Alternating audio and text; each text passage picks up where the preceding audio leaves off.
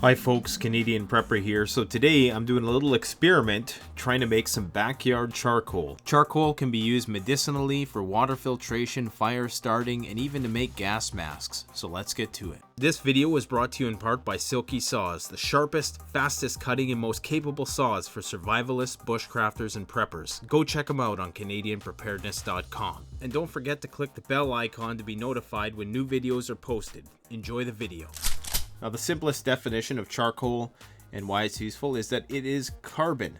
All things, all life forms, all organisms are made of carbon, in addition to a lot of other things which basically get burned out when you remove all of the water and other constituents of a living thing. You're left with this blacky, ashy type thing.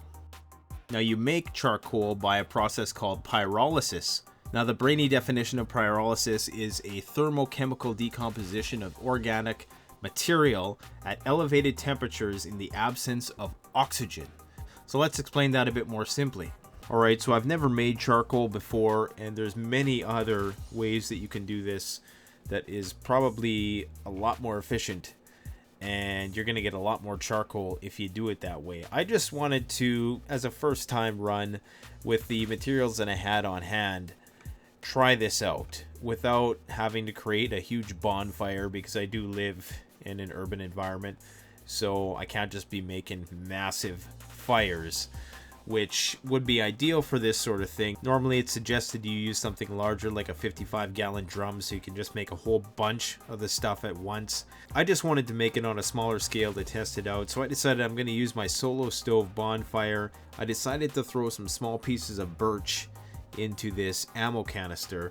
I got several of these on sale, and I suppose part of this test also is to see how tough these things really are, because the solo stove bonfire gets things incredibly hot, red hot. So it really is a forge in its own right.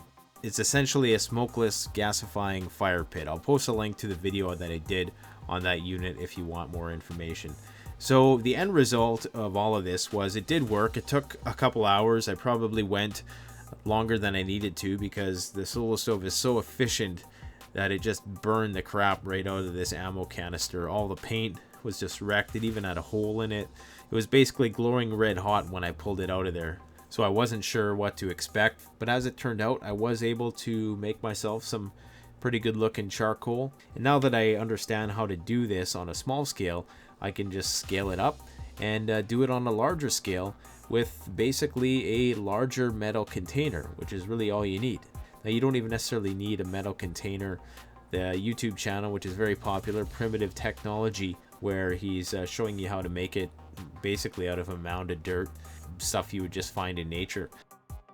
Now, the carbon that you get out of the charcoal is not considered activated carbon. In order to do that, you have to do a little bit of a mixture with calcium chloride. I'm going to post a link to an article which documents how you can do that. This is going to give you activated carbon, which is going to increase the filtration efficiency of your charcoal. Basically, calcium chloride is a rock salt, and you're going to dilute that in water and mix that mixture in with some of your ground up charcoal, and you're going to have your activated carbon. Now, with this, you can also make things like gas masks, which are going to protect against poisonous gases and take the impurities out of the air. There's a video by Black Scout Survival who details how you can do this. So charcoal can be used for a variety of things in survival situations. Many people are probably familiar with charcloth, and charcloth is a material which it's essentially the same thing, only it's cloth instead of wood that you're charring. And all charring is basically, as the name denotes, you're heating something up, but you're not allowing it oxygen in order to burn. Charcoal is a black carbon and ash residue substance that's left over after you've removed all of the water and any volatile constituents of any sort of vegetation. So the uses for it are numerous. One of the main uses, as many people are probably familiar with, is water filtration. So you can make a survivor water filter. So the charcoal is an antioxidant of sorts. So it's going to allow you to remove things that contaminate the water, like chemicals. So you can boil your water and then filter it through a charcoal filter. That's going to take out some of the nasty taste and things which cannot be boiled out. In addition, it can be used for fire, cooking, and heating. So this is something which, if you were in a survival situation, you wouldn't want to be wasting your combustibles on this process necessarily. But if you have to combust wood anyways to keep warm, if it's possible to have a metal canister with some wood inside it so you can make some charcoal to make the fire in your next destination a little quicker to ignite, longer lasting, and hotter burning, then this is a good use for that. It can also be used to absorb odors from various things. So it acts a lot like baking soda in that it's going to absorb moisture that can cause, fungus and mold, and it's just going to help out the scent discipline of the area that you're inhabiting. So that's another potential use for it. Of course, it can be used as a writing instrument.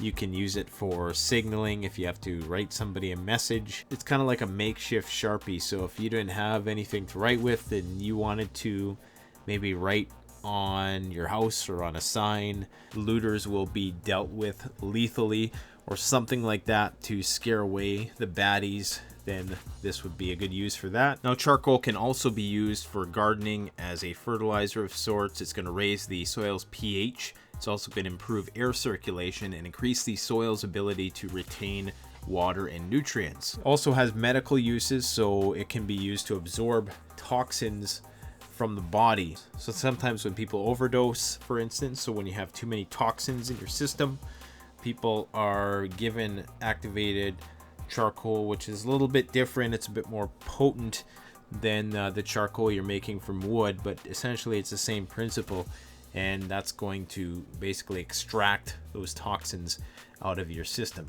So it's something which has been used for thousands of years, and to this day it's administered in hospitals for poison control. Now, some people use charcoal paste for a variety of things, extracting toxins out of the skin, whitening teeth.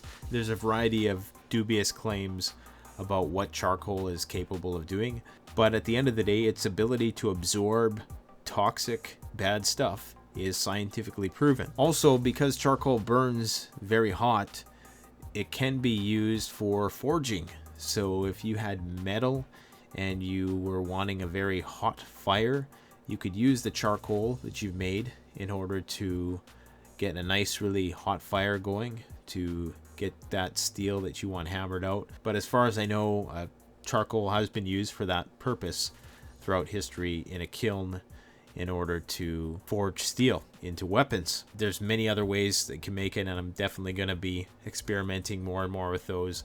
I just figured I would put out this video for anybody who wasn't aware of the benefits of charcoal, and it's something you can make in your backyard if your municipality allows you to have a fire pit. So I hope this video is useful to you. Don't forget to like, comment, subscribe. Thanks for watching. Canadian Prepper out.